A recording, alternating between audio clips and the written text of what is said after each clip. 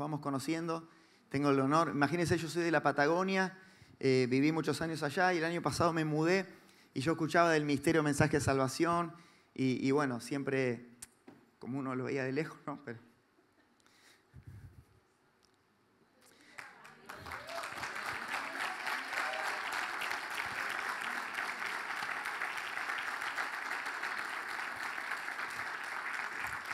Dios es bueno, y Él es bueno. ¿Qué podemos decir? Y hoy estar compartiendo un viaje, ¿no? Es hermoso, es hermoso. Así que, no le voy a decir que vengo del campo, pero más o menos vengo del campo. Pero Dios es bueno. ¿Qué puedo decirles, hermano? Y la verdad uno tiene que darle gracias a Dios y compartir con ellos. Quizás ellos no saben lo feliz que yo estoy cuando me invitaron. O sea, yo pagaría, vamos, pago para ir con ustedes. Qué lindo aprender, escuchar experiencias y yo me siento a aprender. Y la verdad que es una re bendición. Pero en este tema que me ha tocado es bien complejo, que es una generación apasionada. Y justamente tiene que ver con aquella legado que hemos recibido de otros. ¿No? Abrí tu Biblia, por favor, en San Lucas capítulo 14, del versículo 15 al 17, y un poco lo que se viene hablando desde anoche, que compartía Coti, que compartía Nico, y todo el Espíritu Santo lo va hilando, inclusive lo que hablaba recién el evangelista Gustavo, sobre la compasión, sobre aquello que nos enamoró, sobre el altar, cuántas cosas que por ahí nosotros pasamos por alto, pero qué importante es entenderlo. Y se me venía a memoria esto. Estamos corriendo una carrera. El apóstol Pablo dijo, prosigo a la meta. Y estamos corriendo una carrera. ¿Cuántos sienten que van corriendo una carrera? Y en esta carrera se nos ha entregado una posta, que es llevar el mensaje del evangelio hasta los confines de la tierra.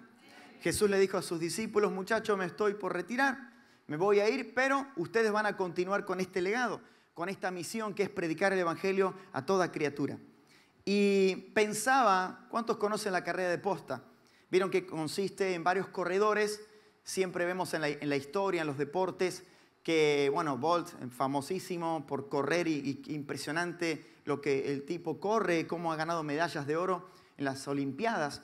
Pero nosotros estamos en esta carrera y se me venía a memoria la carrera de postas, ¿no? Cuando hemos recibido, y se dice en la historia, cuando si hay un profesor de educación física, que consiste en 4 personas y normalmente el último se la deja para el último envión.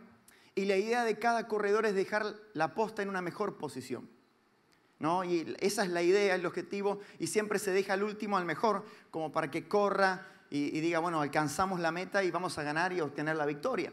Y ese es el compromiso, o sea, es un trabajo en equipo y yo no puedo, cuando tomo la posta, dejar la posta en una mala posición. Tengo que forzarme y esmerarme y decir, el que arrancó, el que se esforzó, se cuidó, yo tengo que valorar lo que el otro me está entregando. Imagínate si yo voy a la carrera y no me preparo. Entonces, pobrecito el otro que se levantó a las 4 de la mañana, 5 de la mañana, que se negó de un asado, que se negó de muchas cosas para estar en buen estado y para que luego yo voy medio haragán, vago y tomo la posta y no corro nada. Entonces no estoy no solamente perdiendo la carrera, sino valorando lo que otros hicieron. No valoro lo que el otro se esforzó. Entonces es un trabajo en conjunto. Si yo no valoro al otro, no me estoy valorando tampoco a mí y al que viene. Entonces, pobrecito el que viene, agarra la posta y dice, este desgraciado me la dejó para atrás. Ahora tengo que correr el doble. Entonces es el compromiso en conjunto.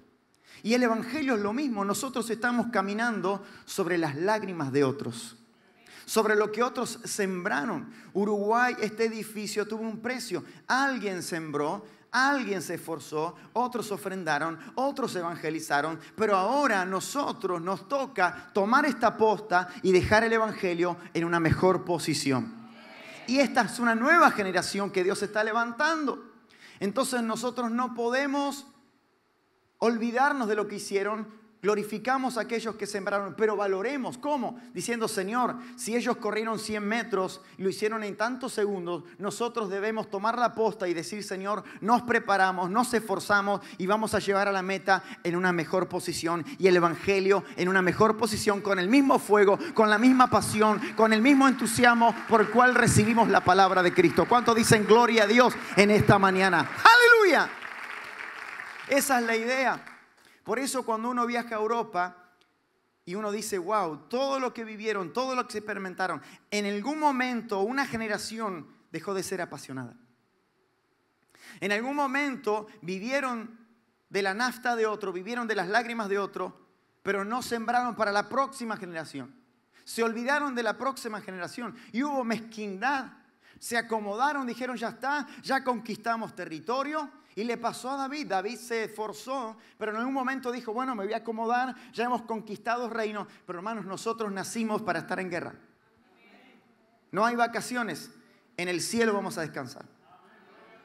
Y nosotros tenemos que valorar lo que nuestros pastores, lo que nuestros consiervos hicieron y dejarlo en una mejor posición en el nombre de Jesús. Y esa es la generación apasionada que Dios está levantando en este tiempo. Y hoy tenemos el compromiso de decir, Señor, yo recibí el Evangelio porque otro lo sembró, porque otro dejó al costado el miedo, el temor, la falta de fe y dijo, Señor, yo tengo que predicar el Evangelio. Y hoy esa semilla que sembraron en nosotros, hoy nosotros estamos disfrutando la gloria de Dios, pero también pensemos en los que vienen. Tu esfuerzo no termina aquí. De esto contarás a tus hijos y a los hijos de tus hijos, dice el profeta. Contarán las maravillas. ¿Qué vamos a contar a la próxima generación si simplemente vivimos de lo que otros hicieron? Nosotros tenemos que contarles las aventuras que vamos a vivir y decir, Señor, estamos tomando esta posta y dejando el Evangelio en una mejor posición. Las maravillas que Dios hará, los milagros, las señales, los prodigios, la provisión milagrosa. Y ahora pensaba en esta generación y me ponía a pensar en esta parábola de la gran cena. En San Lucas capítulo 14, fíjense lo que dice. Y quería hablarles de 3 verdades o 3 cosas que esta generación apasionada tiene que tener. Digan conmigo, 3 verdades.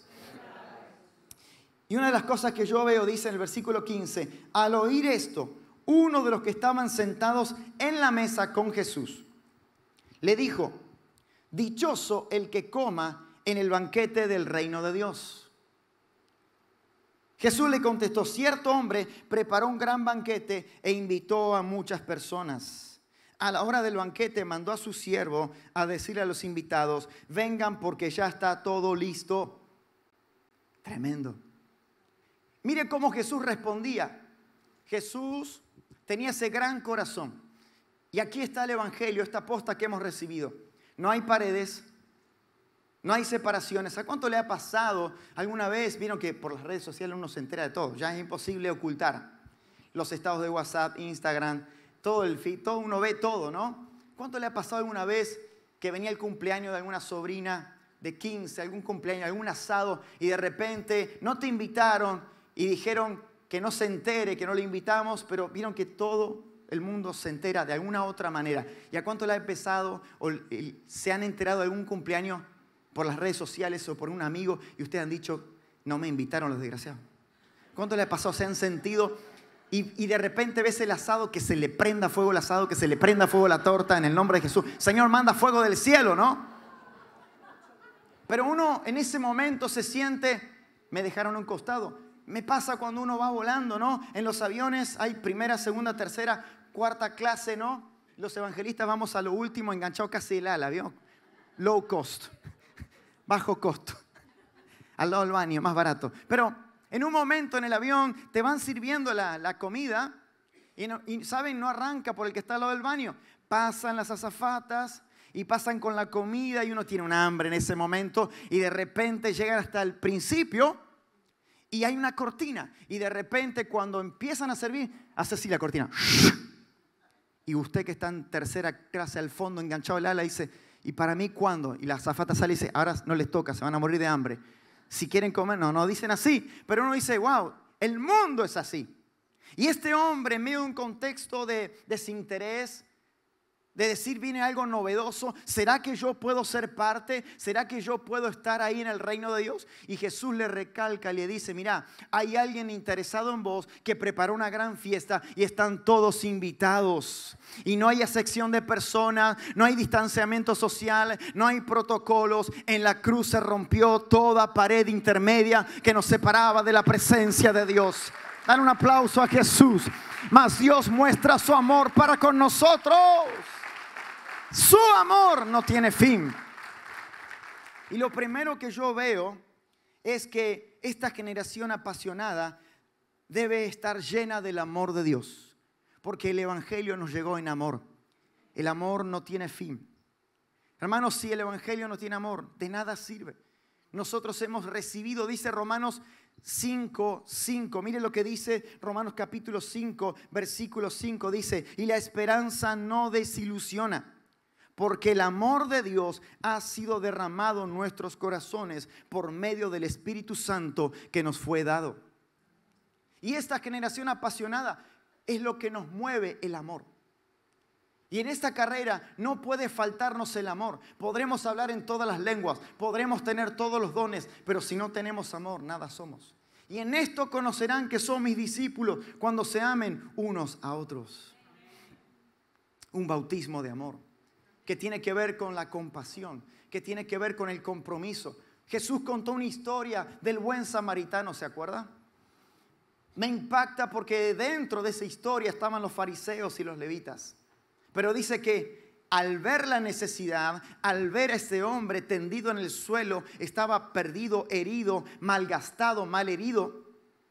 El fariseo, conocedor de la ley, pero dice que lo vio y pasó de largo. O sea, no es que lo vio, no lo vio, se hizo el desentendido. Pasó de la otra vereda, no se hizo cargo.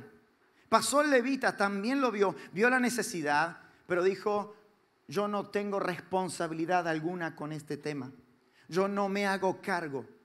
Pero de repente pasó el buen samaritano. Un hombre quizás que no conocía, un hombre que no era estudioso, quizás no tenía un gran conocimiento, pero dice Jesús que esta historia apasionante, dice que Jesús contó y dice que este hombre pasó y vio la necesidad y el amor se compromete. El amor no se lava las manos. El amor dice, yo tengo que hacer algo por este mundo que está desválido, que está por diosero, que está perdido en corrupción, sin esperanza. Y Jesús se comprometió, dio su propia vida. ¿Cómo la iglesia no se va a comprometer en esta carrera? Amando a los perdidos, llorando por ellos. ¿Cuánto dicen gloria a Dios a esto? Me encanta lo que dijo Billy Graham. Es trabajo del Espíritu Santo convencer. Es trabajo de Dios juzgar. Pero mi trabajo es amar.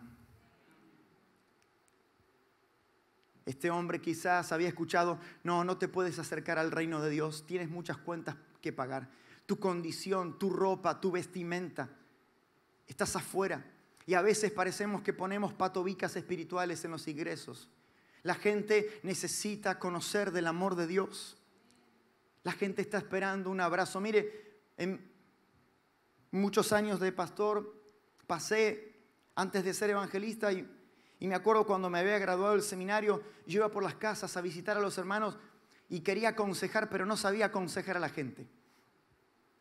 Y me sentía tan frustrado. La gente me preguntaba de economía. La gente me preguntaba un montón de cosas. Y yo decía, Señor, ¿para qué me llamaste al pastorado? No sé aconsejar a la gente, no tengo ni idea. Y volví a mi casa frustrado. Y mi esposa me decía, ¿cómo te estás yendo? Le digo, amor, no sé qué decir a la gente. Y un día voy con mi esposa a visitar una familia. Y vieron esas familias que te tienen toda la historia por contar. Pasamos 3 horas, hermanos. Me preguntaron de todo. Me sentí tan frustrado. No sabía qué decirle. Y los escuché. Pero volví a mi casa. Amor, viste, no pude decirle nada. Los escuchamos y la gente nos contó sus historias. Entonces llegamos a la casa y de repente suena el teléfono. Y era la hermana. Digo, ¿le habrá quedado alguna duda a la hermana? 3 horas hablándonos. Y me dice, pastor, hermana, dígame qué pasó, faltó algo decirme. Y me dice, pastor, gracias por todos los consejos que nos dio.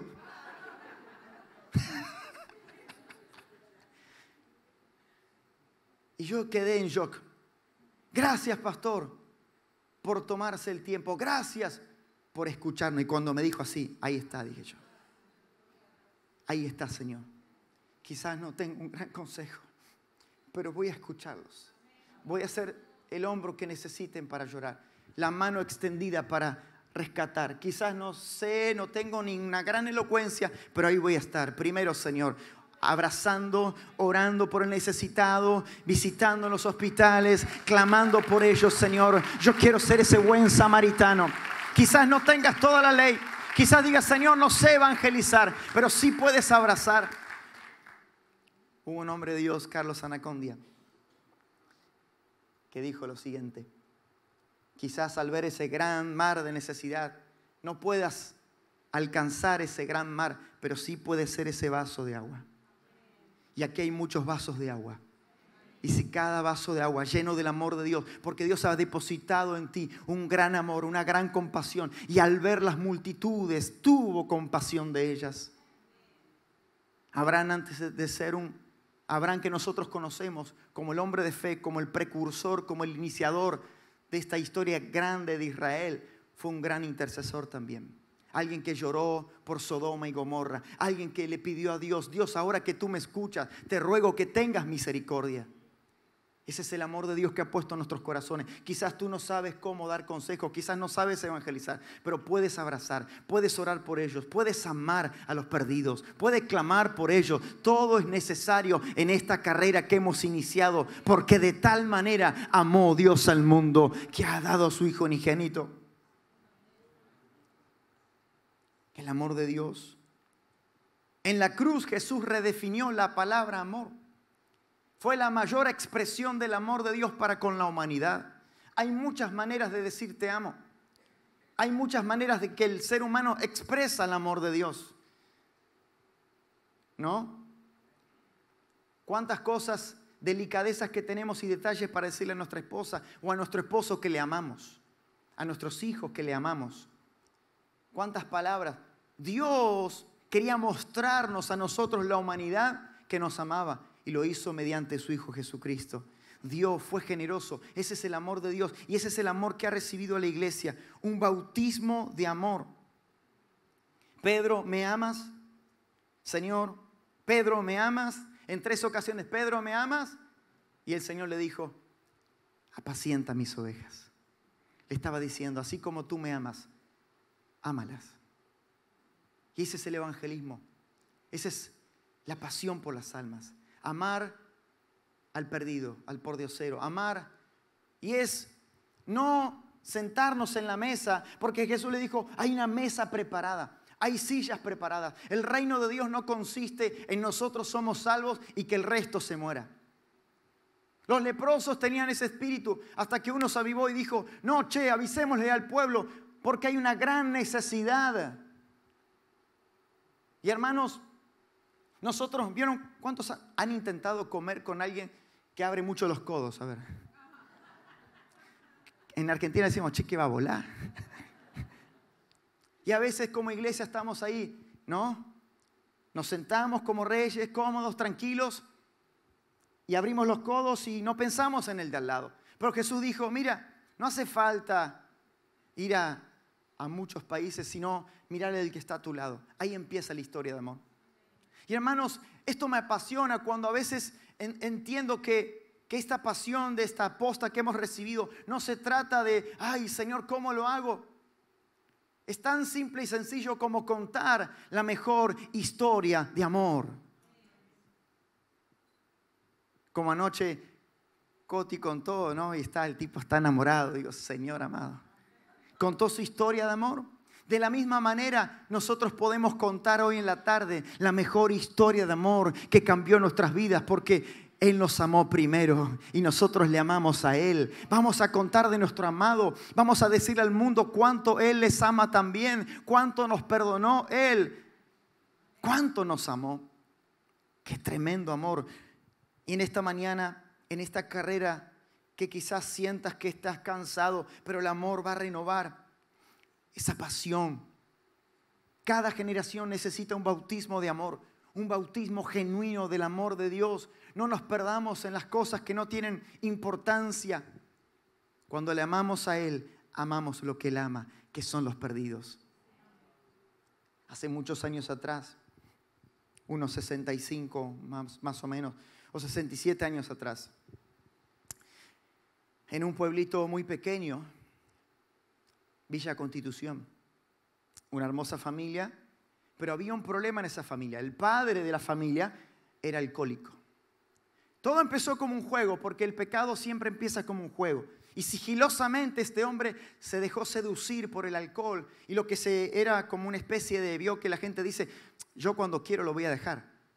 Se hizo prisionero del alcohol. Y ya no era un día tomando alcohol, no el fin de semana, sino era casi todos los días tomando alcohol. Y volvía y golpeaba a su esposa embarazada, a punto de tener, y un hijo de 1 año y medio. Y en ese contexto, imagínese un descontrol, platos que volaban, violencia. Pero un día este hombre vino tan alcoholizado, tan perdido, que empezó a agredir a su esposa con violencia. Un corazón corrupto, un corazón vacío del amor de Dios. Y violentó tanto a su esposa que la mató y mató a su hijo que venía en camino. Este hombre fue a prisión y el niño de 1 año y medio quedó desamparado. Llegan a la casa, lo buscan el gobierno, familiares que se peleaban, pero ahí estaba el niño desamparado. Lo toma una familia y lo encerraban en el baño desde las 6 de la mañana hasta las 8 de la noche porque era un pobre niño. Y ese niño comenzó a crecer en otra familia y así pasó por diferentes familias. En otra familia lo golpeaba. Cuando tenía 10 años se enteró por qué él estaba solo y desamparado, porque era un huérfano. Y ahí le contaron la historia. Cuando le contaron la historia, le dijeron, tu papá está en prisión. Y él dijo, el día que mi padre salga de prisión, yo lo voy a matar. Esa raíz de amargura se hizo un tronco tan grande que el odio gobernaba su vida. Odiaba a todo el mundo, odiaba a Dios. Quería matar a cualquiera que se le cruzaba. Empezó a repetir la misma historia, a frecuentar lugares que no debía. Empezó a consumir alcohol. Andaba en la calle, errante, muchas veces descalzo, no tenía para comer porque ya se alejó de las familias que lo cuidaban. Y en ese desamparo, en esa desolación, encontró a alguien en la calle, un buen samaritano, que le habló del amor de Dios. Él había escuchado sobre Dios, pero nunca había escuchado el verdadero mensaje. Lo abrazó, lo cobijó y él recibió un bautismo de amor en su corazón. Mire, de tal manera este huérfano fue tan cautivado por el amor de Jesús que él fue al hospital porque su padre estaba en el hospital y fue no a matarlo como él había dicho, sino fue a pedirle perdón y a hablarle del amor más grande y extraordinario que había cambiado su corazón y que es Jesús. Su padre, escuche, recibió a Cristo en su corazón. Fue convencido y al poco tiempo, en una campaña, su padre también recibió a Cristo. Nuevamente, él le había predicado, pero en otra campaña recibió a Cristo. Al tiempo murió su padre, pero este joven huérfano ya no estaba solo, ya tenía a Cristo en su corazón. Con su corta edad comenzó a asistir a la iglesia, a cambiar su vida poco a poco. Comenzó a trabajar de albañil y en esa empresa, la hija del dueño de esa empresa, un italiano renegado, se casó con la hija del italiano. Y ahí empezó a cambiar su vida. La hija empezó a asistir juntos a la iglesia, muy pequeña. Un día pasa un misionero a predicar. Y va con un arbusto y habla del llamamiento de Moisés. Este joven ya tenía unos 20 años, trabajaba en Acindar, una fábrica. Y de repente cuando hacen el llamamiento, la mira a su esposa, tenían 2 años de casado y dice, siento que Dios nos está llamando. O sea, ese joven huérfano, miserable, sin esperanza, de repente estaba diciendo, Dios me está llamando a que le sirva, a que sea también un buen samaritano, a que alcances a otro para Cristo. Acepta el llamamiento, renuncia a su trabajo, Los suegros le hicieron un lío, los italianos, este se va a morir de hambre, ¿qué está haciendo? Pero se internó en el seminario y empezó a prepararse junto con su esposa. Crecieron, formaron una hermosa familia, empezaron a plantar iglesias. Tuvieron 5 hijos. O sea, este huérfano de no tener nada, como Abraham dice, te llamé cuando eras uno solo. Te bendije, te multipliqué y te extendí. Y de repente 5 hijos, en medio de la necesidad, de la escasez, empezaron a ser bendecidos. 5 hijos. Y uno de esos 5 hijos se llama Nicolás Ferreira y está aquí frente a ustedes hablándoles de que nada es imposible para Jesús. ¡Aleluya! Dale un fuerte aplauso a Jesús en esta mañana. Al que cree, todo le es posible. Fuerte ese aplauso para Jesús. Vamos, vamos. Todavía hay esperanza, iglesia. Cuando una iglesia, quizás tú dices, ¿yo qué puedo hacer? Bendigo el día de aquel joven que se animó a salir a esa plaza y abrazar a un huérfano. Somos el resultado de las acciones de amor de otros. Alguien te sembró el evangelio. Como contaba Gustavo, bendigo el día que ese mapuche siguió golpeando la puerta 11 veces. ¿Qué lo movilizó? El amor te mueve. Hermanos, no nos mueve el dinero, no nos deben mover las emociones, los sentimientos, nos mueve el amor de Dios. Es una batería que nos propulsiona a ir por aquel que no tiene esperanza, a ir, y a veces van a haber días malos, lluvias, críticas, necesidad, pero el amor te mueve más fuerte. No es una emoción, no es una película, es la sangre de Cristo derramada en la cruz del Calvario por nosotros. Él lo dio todo por nosotros. Aleluya. Y ese es el amor de Dios que nos mueve, transforma vidas, cambia corazones. Hay esperanza en Jesús. Quizás debemos empezar a correr esta carrera en amor. Es una pasión que no tiene fin. El amor de Dios, todo va a pasar, pero el amor de Dios nunca. Es lo que nos mantiene. Volver donde todo comenzó. El amor de Dios es el primer y gran mandamiento. Jesús decía, no tengo tiempo. Pero también la segunda verdad, no solamente un bautismo de amor, un derramamiento que los mantenía los discípulos. No solamente eso, sino que también una generación llena de fe. Una generación no solamente que se queda estática esperando, sino que una generación que salta al vacío, que se atreve a ir por más. Esa es la fe. La fe trabaja con los que se mueven. La fe no trabaja con los haraganes. Dios se mueve con los que se mueven, dijo un hombre de Dios. Dios no se mueve con los estáticos. Muchas veces esperamos que las cosas sucedan. Y las cosas no van a suceder con la gente que está esperando. Las cosas van a suceder con aquella generación que sabe que algo va a suceder y camina y se prepara esperanzada, sabiendo que algo va a pasar. Estaban orando por lluvia en un pueblo y entonces, antes de eso no sucedía nada. Entonces todo el pueblo se convocó a una montaña. Llamaron al pastor y fue todo el pueblo hacia la montaña. E iban todos caminando y de repente, camino a la montaña, hacía un año que no llovía. En medio de eso, un niño con un paraguas. Y un hombre le pregunta y le dice, niño, ¿qué haces con este paraguas? Si hace un año que no ha llovido. Y el niño lo mira al hombre y le dice, ¿no dijeron que iban a orar por lluvia? Por eso traje el paraguas. Ese niño se estaba preparando porque la lluvia iba a venir. Iglesia de Uruguay, prepárate porque la lluvia va a venir sobre esta nación. Ya ha comenzado el rocío de Dios y la fe se prepara. La fe prepara y dispone la vasija porque el aceite hay en abundancia. Lo que faltan son vasijas, corazones que la crean. Alguien dijo, la fe es un salto a la luz, no es un paso hacia la oscuridad. Dios siempre trabaja con trabajadores y se mueve con los que se mueven, pero Él no se sienta con los que se sientan. La fe actúa antes que las cosas sucedan. La fe habla aquellas cosas que nadie está hablando. El diario del lunes todos lo sabemos. Todos vamos a saber que el fin de semana Uruguay ganó. El lunes, hoy fue portada. Pero ¿quién iba a saber que Uruguay iba a ganar antes? Porque quizás la desesperanza dice, no vamos a ganar, no estamos armando un buen equipo, pero de repente ocurre el milagro.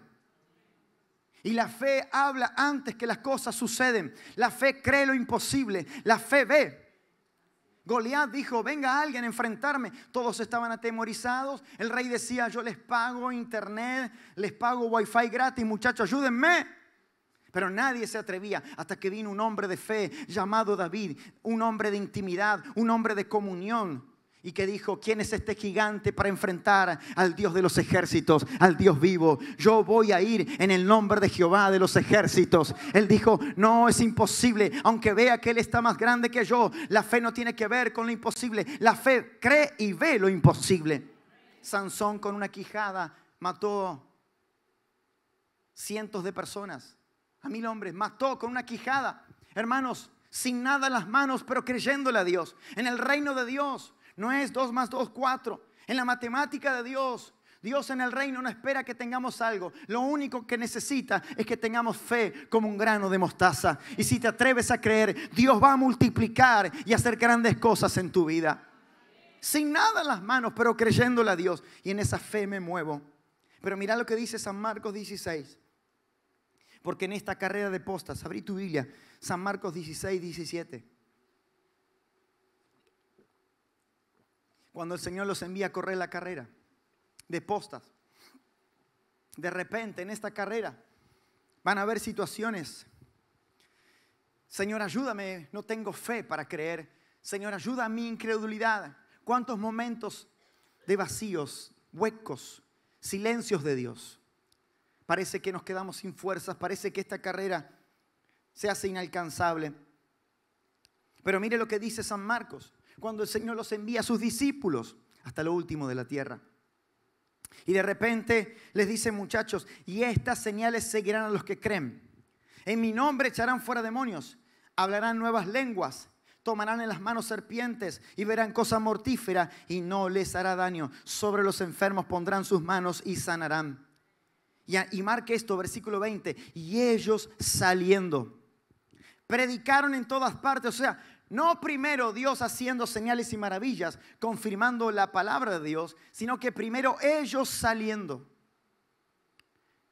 Y a veces esperamos ver porque el ser humano necesita ver para creer, pero en el reino de Dios es al revés. Dios no va a levantar los muertos, y ahí nosotros vamos a ir. No, primero nosotros salimos y luego las señales van a confirmar aquellos que nosotros anunciemos. Sin proclamación no hay confirmación. Sin anuncio no hay transformación. Sin aviso no hay salvación. Nosotros avisamos, nosotros anunciamos y el Señor hace el resto. ¿De qué nos preocupamos si lo más difícil lo hace Él? Nosotros tenemos que ser esa voz en el desierto. Pero a mí me encanta San Marcos 16, 17. Y estas señales seguirán. Entonces yo necesito un voluntario. Había un chico de Artigas ahí, vení. Uno de Artigas ahí. Vení. Mire, esto es así. Vení, hijo, para acá arriba. Mire, él va a ser de señal. Yo soy la iglesia de Uruguay. Dice, y estas señales, ¿a quién van a seguir? A la iglesia. Si yo creo, la fe es acción. Es pues la fe, la certeza de lo que se espera y la convicción de lo que no se ve. Entonces, yo estoy ahí. Si yo veo y me asusto, ¿qué hago? Me paralizo. Porque el temor paraliza. Pero si de repente yo digo, Señor, yo creo, nada es imposible para Dios. Dice que Abraham creyó en esperanza contra esperanza, sabiendo que aquel que había prometido, Romanos capítulo 4, era fiel. Entonces dice la palabra de Dios que Abraham le creyó porque Dios le había cambiado el nombre. Y entonces le avisó a Sara y Sara se rió ¿y qué? ¿De qué se rió? De incredulidad. Sara, vamos a tener un hijo. Y yo me imagino Sara, dijo, este viejito está loco. Pero Abraham dijo, Sara, vamos a tener un hijo. Y dice la Biblia que estaba su cuerpo como muerto. Pero él dijo, Sara, esta noche avivamiento. ¡Ay! Dijo el viejito. ¿Qué le pasa? Él le creyó en esperanza contra esperanza, sabiendo que aquel que había prometido era fiel. Y la visual de Dios hacia tu vida, te miras al espejo y dices, Señor, Dios ha dicho grandes cosas. Entonces cuando nos vemos, si creemos, la fe es acción. Entonces yo voy a caminar y Él es la señal. ¿Qué va a ser la señal? Me va a seguir. Entonces yo camino y vos me tenés que seguir. Vení. Ahí va la iglesia de Uruguay, creyendo en esperanza en las calles, orando por los enfermos. Y de repente dice, wow, tremendo, el respaldo de Dios. Y de repente la iglesia empieza a correr. ¿Y qué hace la señal? ¿Qué hace la señal? ¡Corre! ¿Y si me paro? No, Señor, la economía, no hay plata, está lloviendo, la crisis. Y la señal se queda ahí. Y si de repente yo agarro y digo, no, la verdad que vamos a tomar un descanso. Y yo me siento, ¿qué hace la señal? Vamos a tomar unos mates, che, ¿te parece? Y empezamos a hablar con la señal. Y la señal dice, che, qué aburrido que estoy. En un momento va a decir, che, qué aburrido. ¿Cuándo van a ser altos algo? Hay avivamiento, yo quiero frescura, quiero ver milagros, maravillas, quiero hacer cosas, pero ahí están pensando, si sí, si no. Y de repente la señal dice, me voy para otro lado. Porque esto es tan aburrido. Pero de repente, no te vayas. Ahora arrancamos. Ahí comienza el avivamiento y entonces la iglesia dice, vamos a los hospitales. La señal dice, lo que ustedes hablen, quédense tranquilos que yo voy a respaldar del cielo. Porque en el cielo hay recursos, hay milagros, hay aceite, hay unción. Eso no falta. Falta gente que le crea. Dale un aplauso a Jesús. ¡Aleluya! ¿Cuántos dicen gloria a Dios en esta mañana? Dale un fuerte aplauso a Jesús. A veces, ¿cuántos casados hay acá? Wow. ¿Cómo usted encaró a su esposa? No sé cómo es acá en Uruguay, pero siempre encaramos a los hombres, ¿o no? ¿Sí o no? Oh. Señor está hablando acá en esta mañana. Levántate tú que duermes y te alumbrará Cristo. Pero imagínese, ay Señor, qué linda que es, Padre. Ahora en el nombre de Jesús, la tomo en el nombre de Jesús. Envía tus ángeles, Padre. Claro, pero en un momento tenés que encarar, flaco. Porque va a venir un buitre y te la va a robar. ¿Sí o no? ¿Me está entendiendo? Entonces la fe visualiza, pero dice, Señor, en algún momento la tengo que invitar a tomar un café, algo. Tengo que hablar con el pastor, pedir permiso, hacer algo. La fe se prepara, la fe habla, cuenta la visión. Cuán grande Dios va a hacer cosas en tu vida. Nehemías no se quedó haciendo duelo y llorando. Nehemías capítulo 1 dice que lloró, hizo duelo. Te ruego, oh Dios de los cielos, ten piedad. Dice en Nehemías, el siguiente versículo, dice que de repente Nehemías estaba con el rey presentando cartas, armando equipos, golpeando puertas. Y de repente los muros de Jerusalén se levantaron para la gloria de Dios. La fe cree. ¿Cómo estamos corriendo esta carrera? Pero también, en último lugar, no solamente debemos entender estas cosas. Y aquí me paro en esta importancia de esta pasión de correr esta carrera tan hermosa que hemos iniciado. ¿Saben lo bueno de todo esto? Es que no estamos solos. Él no nos ha dejado solos. Él nos ha dejado al Consolador, al Espíritu Santo. Y en esta carrera que estamos corriendo, la tercera verdad que quiero regalarles y última es que debemos correr. Esta generación debe correr apasionada, llena del Espíritu Santo. Si no, es imposible. Lleno del fuego de Dios. Y hermanos, una de las cosas que he entendido, que el Espíritu Santo nos ha dotado de dones. Estamos llenos de dones. Gracia de Dios, misericordia, aceite. Y una de las cosas que yo he entendido, que los dones no se gastan. Y que los dones no son para el cielo, son para aquí. Y los dones tienen un propósito. Dios nos ha dotado de dones. Tenemos armas y también frutos. Deben ir acompañados. Pero ese es otro tema, se lo dejo al pastor. Pero qué importante ir acompañado de los dones con frutos, porque es profundo el tema, pero si no hay carácter, terrible. ¿Para qué tenemos los dones? Pero los dones, el Espíritu Santo no nos ha dejado solos.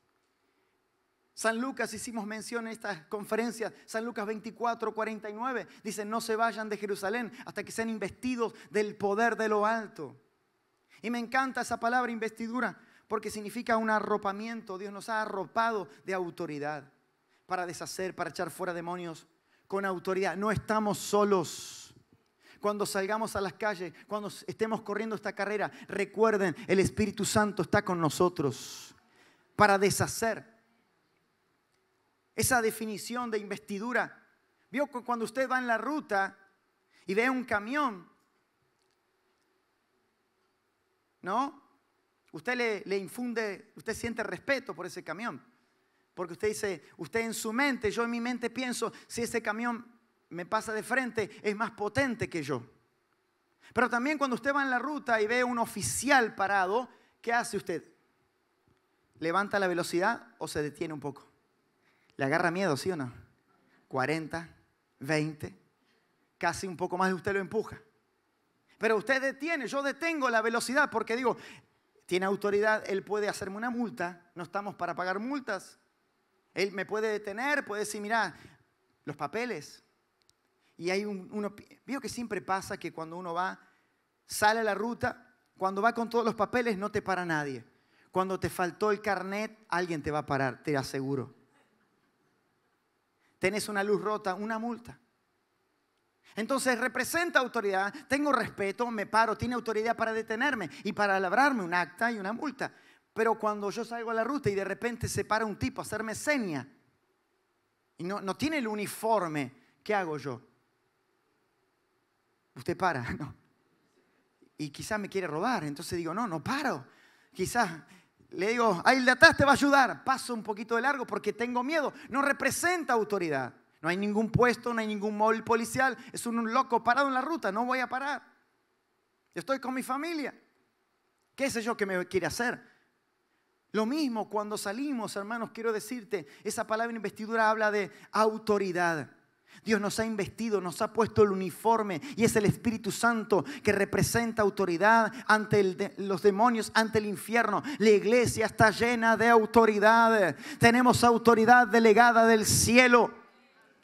Hay autoridad de parte del Espíritu Santo.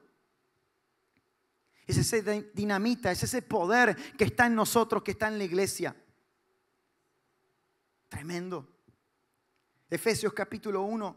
Me encanta el versículo 17 en adelante. Es el poder del Espíritu Santo. ¿Cuántos dicen gloria a Dios a esto? Dice, y yo les voy a guiar, les voy a conducir, les voy a traer a memoria todas aquellas cosas que se he hablado. No están solos. A partir de ahora, hermanos, el Espíritu Santo está en nosotros. Y es 24/7, los 365 días del año. Estamos conectados al Espíritu Santo. Y empiezan las maravillas. Empiezan los milagros.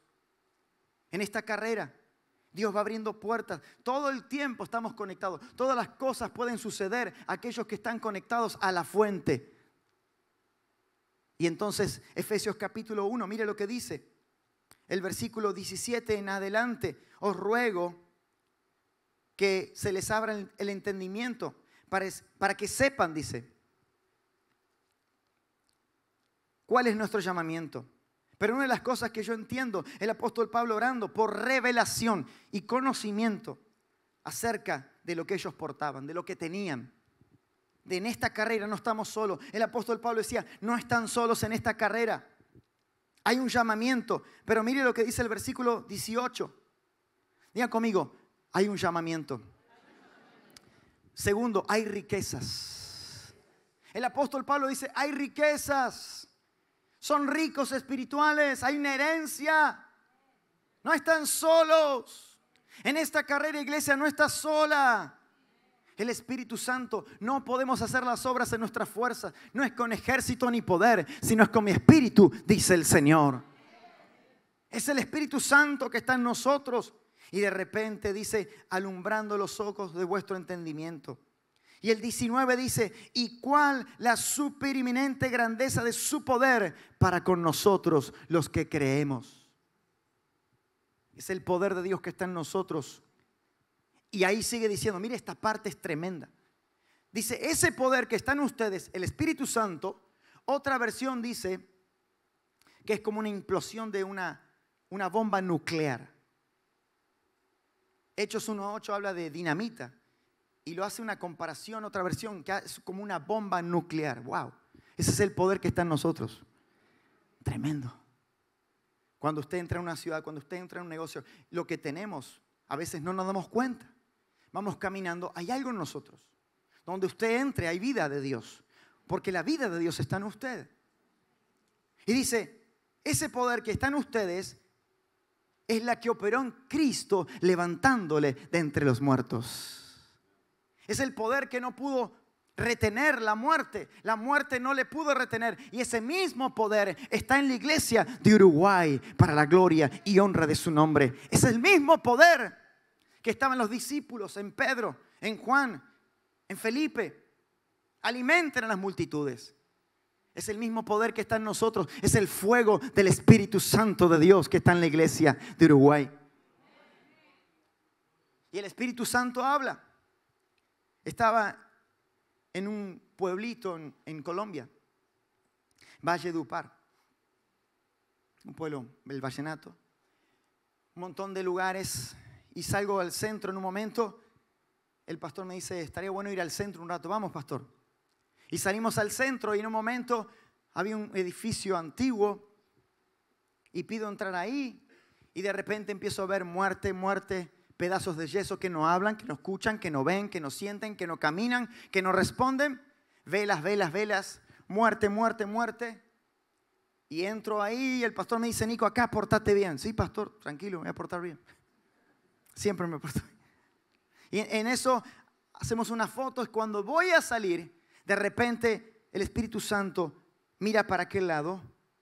Dile a esa mujer, había una mujer postrada de rodillas y más pedazos de yeso ahí, velas, muerte. Dile a esa mujer, ¿por qué busca entre los muertos al que está vivo? Y digo, Señor, no, por favor, no me meta en lío, Señor. Ahí entré y el pastor que me decía, no hagas lío, Nico, por favor, vamos a salir rápido acá. Hay cámaras. Y en eso el Espíritu Santo es más fuerte porque está en nosotros. Es un fuego que arde. Dile a esa mujer, ¿por qué busca entre los muertos al que está vivo?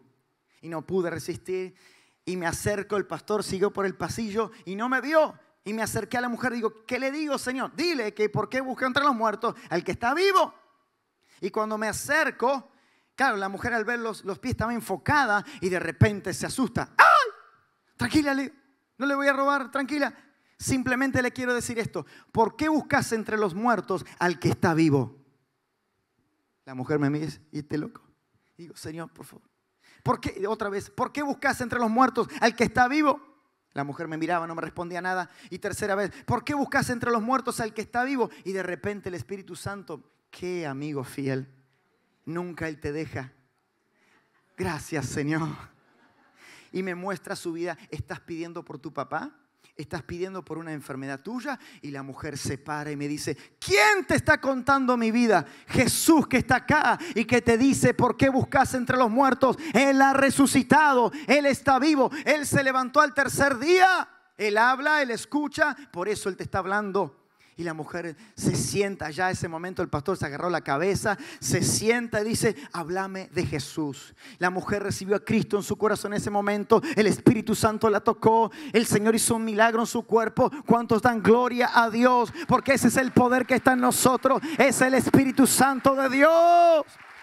Fuerte ese aplauso a Jesús. No estamos solos, iglesia. Más fuerte para Él. Aleluya, Nico. No estamos solos. El Espíritu Santo está en este lugar. ¿Cuántos dicen gloria a Dios? Pero cuando el Espíritu de verdad venga, os guiará a toda verdad. Porque no hablará por su propia cuenta, sino que hablará todo lo que oiga y os hará saber todo lo que habrá de venir. Hechos 16 dice, pasarán por la región de Frigia y Galicia y habiendo sido impedidos por el Espíritu Santo de hablar la palabra en Asia, y cuando llegaron a Misia intentaron ir a Bitinia, pero el Espíritu Santo de Jesús no se lo permitió. Una vida en el Espíritu. Tú y yo no estamos solos. No estamos solos, sino sería imposible hacer la obra de Dios. No podemos hacer la obra de Dios. El que convence de pecado, de justicia y de juicio es el Espíritu Santo. Aviva, dijo el apóstol Pablo a Timoteo, el fuego del don de Dios que está en ti. Y esta conferencia, esto que se está organizando, es algo de Dios. Dios está enviándonos como lanzas de fuego.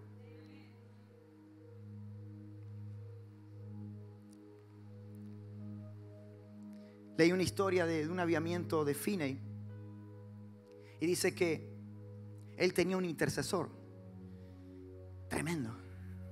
Y antes de que Finney llegara a una ciudad, este hombre estaba intercediendo, clamando a Dios en el Espíritu, para que las vendas se caigan, para que las armaduras del diablo, las fortalezas sean caídas. Nash se llamaba. Y dice que Finney llegó a una ciudad y lo hospedaron en una casa donde el hombre no creía en Dios. Entonces Nash dice que se adentró en el bosque y empezó a clamar, a interceder por este hombre durante días. Y los trataba mal a Finney y a Nash, un hombre que odiaba a Dios. No sé qué hicieron que lo hospedaron ahí, pero ahí estaban ahí, en la necesidad, predicando el evangelio. Y dice que este hombre un día, luego de varias semanas que Nash estaba intercediendo y orando, él de repente estaba en su casa y él vio como una flecha de fuego que vino desde el bosque directo a su corazón. Literalmente se le abrieron los ojos espirituales y él vio una flecha de fuego. Eran las oraciones de Nash. Y cuando pegó aquí en su corazón, ese corazón se derritió. Hermanos, una iglesia llena del Espíritu Santo, es imposible que los gobernantes, que las autoridades no puedan temblar ante la presencia de Dios que está en la iglesia. Lo que tenemos es tan tremendo, tan glorioso. Dale un fuerte aplauso a Jesús. Hay fuego en la iglesia y eso es lo que va a derribar fortalezas, lo que va a traer salvación sobre Uruguay. No hay imposible. Fuerte ese aplauso a Jesús en esta mañana. Ponte en pie, por favor.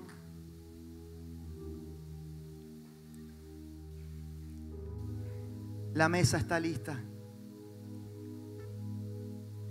Hay muchas sillas que deben ser ocupadas. Hay mucho para anunciar, mucho para alcanzar, mucho por predicar. Todavía hay mucho pueblo en el valle de la decisión. Fuérzalos a entrar. No tengas temor. Uno nunca sabe quién te está mirando o hasta cuándo tú puedes alcanzar. Pero en esta carrera tan hermosa hay personas que nos están esperando que las abracemos con amor, llenos de fe. Hay gente que ha perdido la fe, la esperanza, y nosotros tenemos los dones, la gracia. Siempre digo que mis mejores campañas son en el Uber, en un velorio, en un hospital, en la calle, en el que se me sienta al lado en el avión. Tengo historias hermosas. Tengo nombres que se me vienen a memoria. Juan, que ahora está en España. En pandemia se me sentó al lado en el avión. 13 horas me tuvo que escuchar, pobrecito. ¿Quién le iba a alcanzar? Juan. Nos escribimos por Instagram. Aceptó a Cristo cuando llegamos a Madrid. Marta vivía en Mendoza. En plena pandemia estaba ahí con la aplicación, 80 y algo de años. Iba a ir a Italia a ver a sus nietos. No podían, un montón de barreras. Ahí estaba, nadie le quería ayudar. Y de repente me le acerco. Ay, nene, ¿vos sabés de esto? Y a ver, le digo, ¿qué? No podía desbloquear, pero le iban a dejar. Pero ahí no le llevé, yo me acuerdo cuando evangelizaba cuando era chico, abrían la puerta, porque la paga del pecado es muerte, y los mandaba, ¿viste? Ni hola le decía, ¿viste?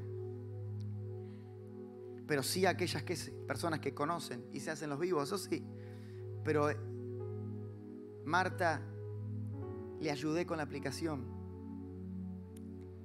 Nos subimos al avión y cuando vamos al pre-check-in, pasamos Ezeiza. Y me dice, ¿qué tenés vos? Me dice. ¿Por qué me ayudaste? ¿Por qué los otros pasaron de largo? ¿Por qué nadie? ¿Me iban a dejar? ¿No entendés? Me dice, vení que te compro unos chocolates. No, le digo, no, Marte. No, por favor, no.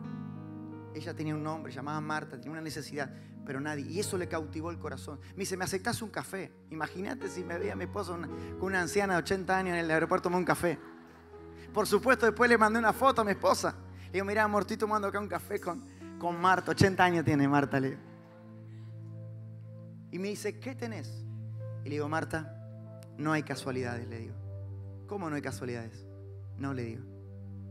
Y le empecé a hablar del amor de Jesús. En la confitería y en Ezeiza, Marta sintió la presencia del Espíritu Santo, empezó a llorar. Me dice, yo iba y pedía, pero esto, ¿qué me está pasando? Aceptó a Cristo en su corazón, empezó a llorar. Nunca había sentido el poder de Dios. ¿Cuántas Martas que hay ahí dando vuelta? Que necesitan simplemente que alguien diga, ¿en qué te puedo servir? ¿En qué te puedo ayudar? Quiero ayudarte, quiero bendecirte. Y la gente está necesitando de Jesús. ¿Cuánto podemos hacer desde tu lugar donde estás? Ahí en lo invisible. ¿Cuántos vecinos que podemos alcanzar? Marías tengo. Lilian, la de enfrente, se quedó encerrada un día. Hace poquito me mudé. El otro día me trajo una botella de vino. Le digo, no hace falta. Me dice mi esposa, te vi orando por la abuela también. Sí, le digo, ¿viste? Ahora me trajo una botella de vino. Le digo, en agradecimiento. Le digo, no, porque la saqué, que estaba encerrada. 80 años. Me siguen las de 80, ¿eh?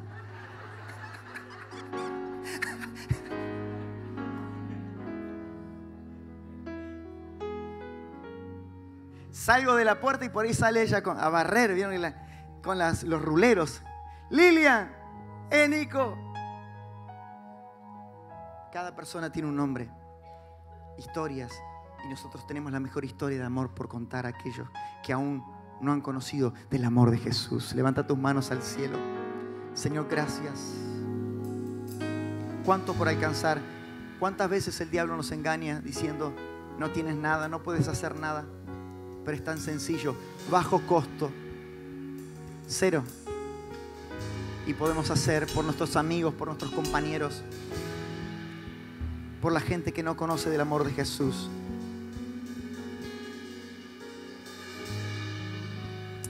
Señor, derrama un bautismo de amor en esta mañana, de fe y de tu Espíritu Santo, pero derrama un bautismo de amor. Recibe, iglesia, un bautismo de amor, de compasión. Tienen que saber del amor de Dios. Tienen que saber del amor de Dios. Recibe.